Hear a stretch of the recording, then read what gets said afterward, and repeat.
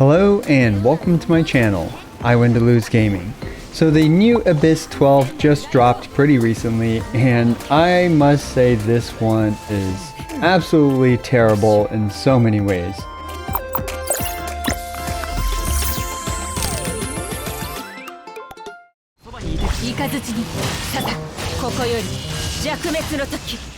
So yeah, for this one, I'm not going to run it live, but instead I'm just going to commentate as I watch my playthrough of this Abyss 12. But wait, I've got the perfect sponsor for all you dad-having individuals who are wondering, what dadly gift should I dad him? The Ridge Wallet. I've been using my Ridge Wallet for a while now, and as a dad, I can tell you that it was an amazing upgrade from my old, way too bulky, floppy wallet. Increase your inventory space by holding up to 12 cards, plenty of cash, all while maintaining a super slim profile. There's over 30 cosmetic skins to choose from, including carbon fiber, burnt titanium, and my personal favorite, the Forged Ember, which has also just released a beautiful leather series. It's perfect for combining the familiar feel of leather and the pragmatism of the modern design of the Ridge Wallet. It also has RFID blocking technology to stop digital pickpocketers, and even optional AirTag attachments so you don't lose your wallet.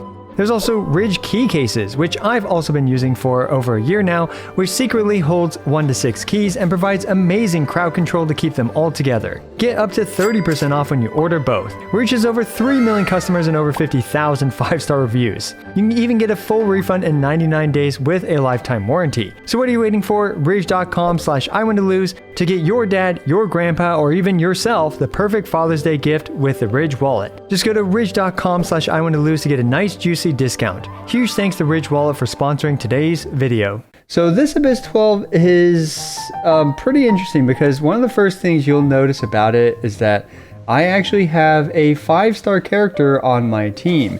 And this is because I tried this many times with just 4-star only characters with only 4-star weapons as well. And yeah, you know, the usual drill with these Abyss 12 videos. However, I was not able to even come close to 9-starring this Abyss 12 with only 4-star characters, which is pretty rough considering, you know, you guys know my artifact quality and stuff. However, so I decided to use a fairly common 5-star character that really makes this a lot easier, that being Kazuha in this case, because Kazuha is uniquely extraordinarily good at grouping up these little Dorito bots.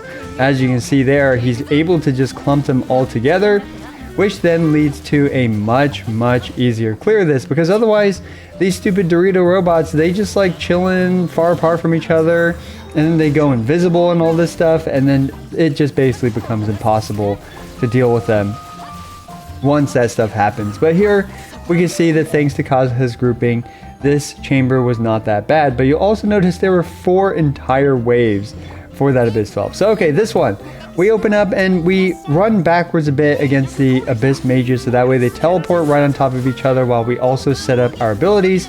You can see here that I decided to run Nahida on this team. My Nahida is built to be as like kind of supporty as possible with the sacrificial fragments and stuff like that. But we can see immediately, if you stay next to the Hydro Abyss Lecter at the very beginning, the other 2 Cryo ones will run towards you, and you're able to get a lot of nice AoE damage. I found that a Burgeon team is actually extremely good in the bottom half of Abyss 12 thanks to the elements that you're dealing with. We can see that we're dealing with Cryo, we're dealing with Hydro Shields, and Nahida's, you know, obviously like stick on the enemy forever ability is hugely beneficial when it comes to this, because now you can just focus down the Ice Abyss Lecters while the Hydra one gets destroyed by Nahida's elemental skill. And fortunately, Bennett is an incredible shield breaker, and Toma, well, I mean, he's not useless for that either. So we're able to actually break these guys in a reasonable amount of time. Now, in terms of these 2 teams, this was, you know, a pretty early attempt, maybe my 2nd or 3rd attempt. So there's a lot of additional time to be saved, and not just from, like, you know, my constellations and all that stuff. Hopefully, hopefully less whale of players will be able to still roughly accomplish what I did here.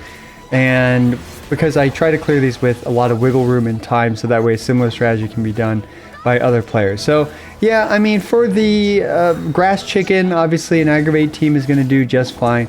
Unfortunately, boss chambers like this in comparison to 4 entire waves with the previous chamber seem much more tenable to deal with. And of course, aggravate will just like stun lock the boss. You saw just literally taking a nap for, I don't know, 20-30 seconds, however long it was, and you just get a whale on it. Even though Beto's single target DPS is very poor, that's okay. We did not bring her for a single target DPS because the chicken is pretty easy to deal with. And we can see actually my Kuki is built for aggravate DPS as well, which I've really been a big fan of aggravate Kuki lately. She's just yeah, you know, she's a great healer as well, and she does reasonable aggravate damage too. So okay, now Burgeon team against the Thunder Oceanid. You guys know the Burgeon team isn't excellent at single target damage, but it's actually still decent. As we can see, we're chunking it for 60k, 29k per Burgeon, however long. Now I know Nahida's Constellation 2 is absolutely helping increase this team's damage by about 20%, so we definitely want to keep that in mind. However, we can see that we have plenty of time, so you guys with our Constellation 2 Nahida will also be able to perform very similarly in this situation. You're not going to get your 70k Burgeons, but you'll still get your 30 to 40k Burgeons potentially, or at least like 28 to 35k Burgeons. So okay, next is 12-3, and these consecrated beasts are back, and there's a big reason why I brought both Yao Yao as the Dendro Applicator and Kuki as an aggravate DPS, and finally Beto as well. We have 2 targets, so we're just able to bounce Beto's lightning back and forth between them, but also we have a lot of additional healing here. These things are absolutely vicious. I found that when I did my initial run through attempt with 4-star characters only, and I only had Kuki Shinobu as the healer, I was not able to properly mitigate the damage from these things. They are so aggressive and they do so much damage, but obviously with Beto's damage reduction as well as her kind of interrupt resistance and stuff like that, as well as the shield that she provides, Beto is actually really great in this particular chamber against 2 of these enemies as well. Her damage is fully optimal in a situation like this. And Kuki Shinobu, yeah, I mean, she's going to heal you too, right? Yao Yao as well. So we have no shortage of healing, and we can still see that Kazuo took a lot of damage. But not only was there 1 wave of these consecrated beasts, there were 2 waves of these consecrated beasts. That's right, you fight 4 of these things in a single chamber, but fortunately we were able to dispose of them. Now 12-3-2 has this guy, and this thing does not behave like the Overworld edition. It's kind of very unique actually, and you'll see that it pops up the elemental shield starting with Cryo, then I believe Hydro. We'll see what the next shield is. It's Hydro, and finally it's going to pop out with a Pyro shield as well, and once you break all 3 shields it will become much more vulnerable. Now, why a Burgeon team? Well, these 3 elements happen to also destroy this thing's shield very quickly. We could see there that the Hydro destroyed the Fire shield, the Dendro destroyed the Hydro shield, and finally the Pyro is destroying the Cryo shield, making this fight honestly a trivial matter. I could see this fight being quite difficult if you actually don't run a Burgeon team, because what other combination of elements is going to destroy these shields that quickly? I don't think there is one. So yeah, it's interesting that MiHoYo chose to kind of run this dungeon or run this boss the way that they did. Very interesting choice, and there we go.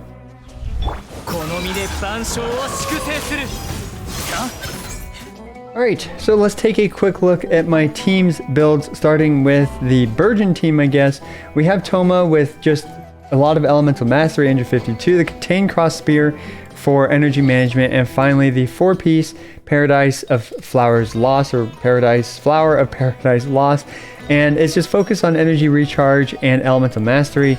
He's a Constellation 6, his talents are well leveled, but honestly neither of these matter very much for Toma.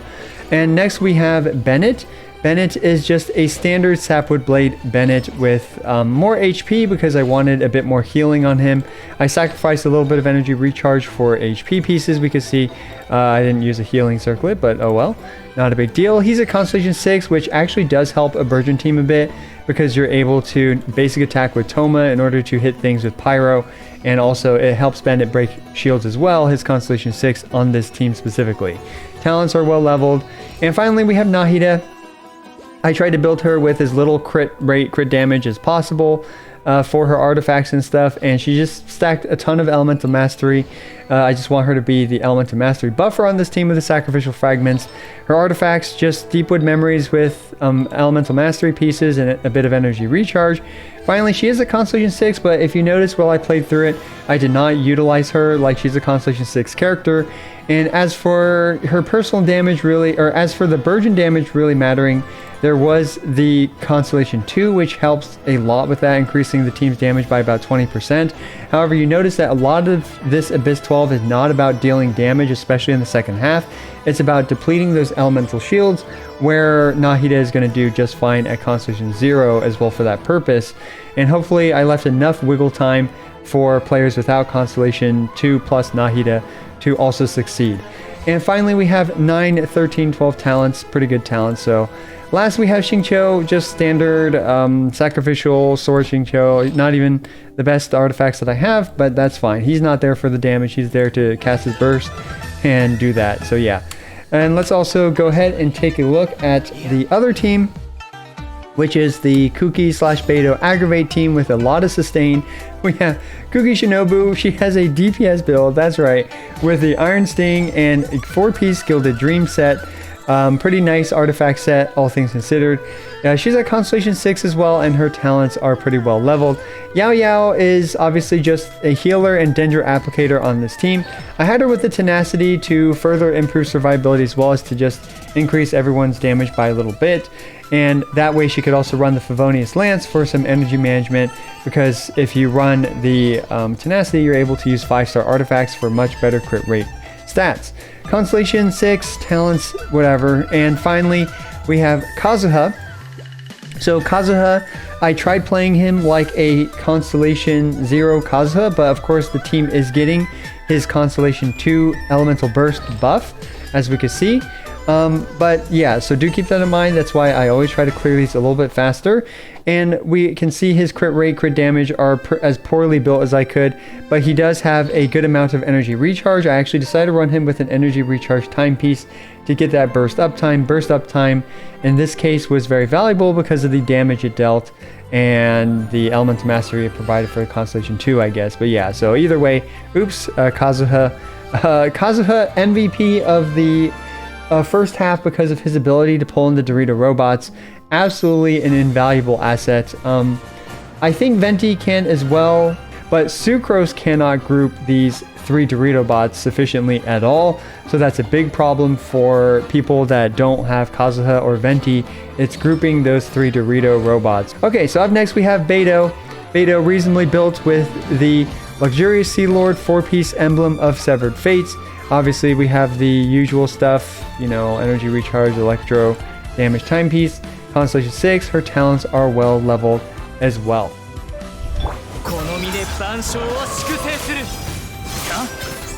Okay, so I did do a quick speed run with a Hyper Raiden team, just to kind of demonstrate, hey, Hyper Raiden is indeed really good for the bottom half of Abyss 12.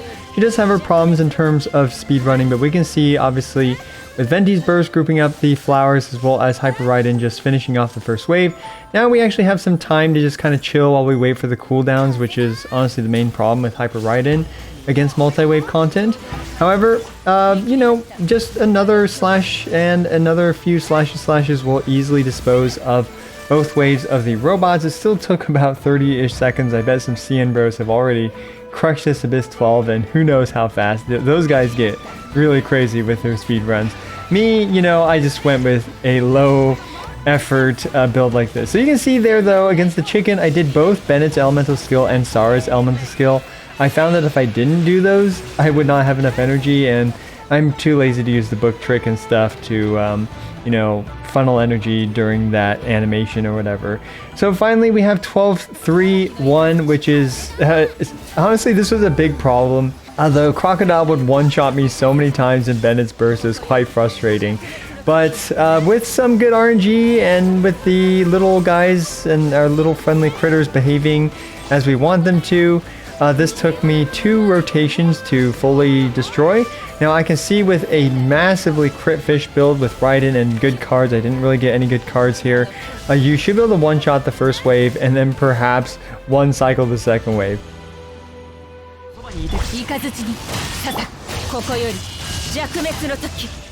So let's also take a quick look at the lineup. This is one of the first abysses in a long time where I wasn't able to do it with 4 stars only, and in fact I actually caved and used a 5-star on both sides. So for me personally, I think this is actually the hardest Abyss 12 to 9-star with, you know, just like 4-star only characters or whatever that we've ever had. I'm sure some, you know, hardcore grinder and gamer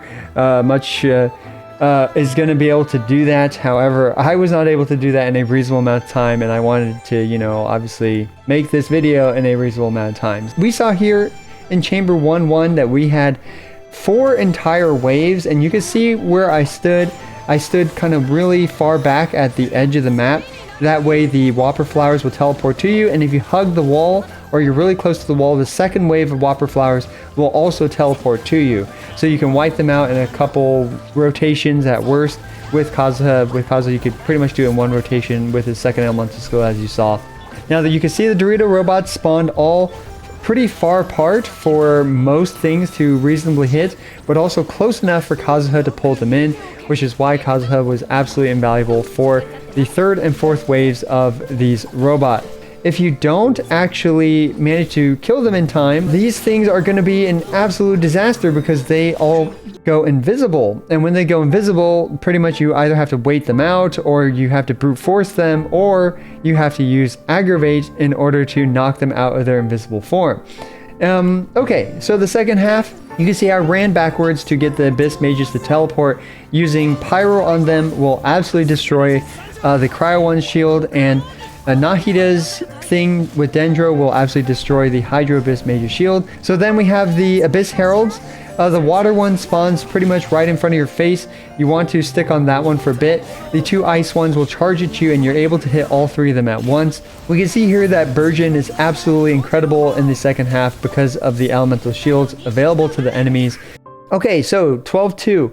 We had the Jade Plume Terror Shroom, which aggravate just absolutely cripples it. It just falls to the ground and takes a nap. Same with the Thundering Manifestation. You can just beat it up immediately. Very straightforward. This thing teleports around a lot, but obviously Xingqiu and Nahida's abilities will just home in on it, and Burgeon's explosion is very large, so it will just blast it out of the sky. You saw there how quickly this thing dropped to a Burgeon team with Toma and stuff. It was very, very impressive, if I do say so myself.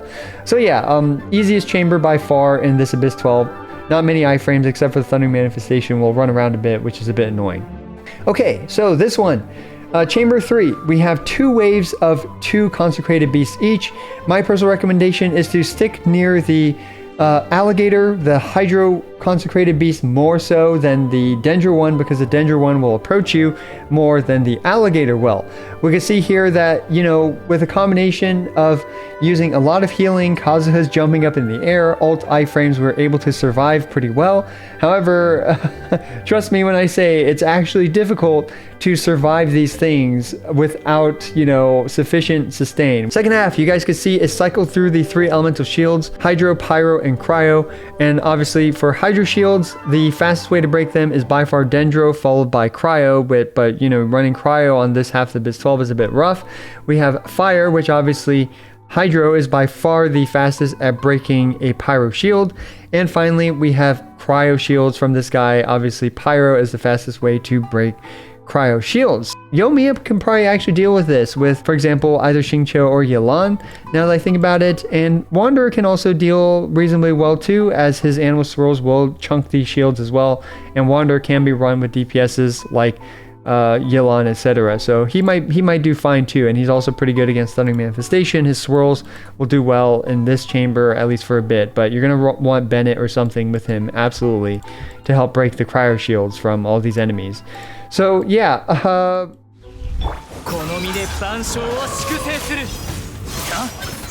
I think this Abyss 12 was by far one of the hardest that we've dealt with to date. Let me know what you guys think. Let me know what you guys cleared this and 9-starred this Abyss 12 with, or, you know, are struggling to 9-star it with. And let me know what you think about my advice. As always, I appreciate every single one of you. This is I Went to Lose, signing out.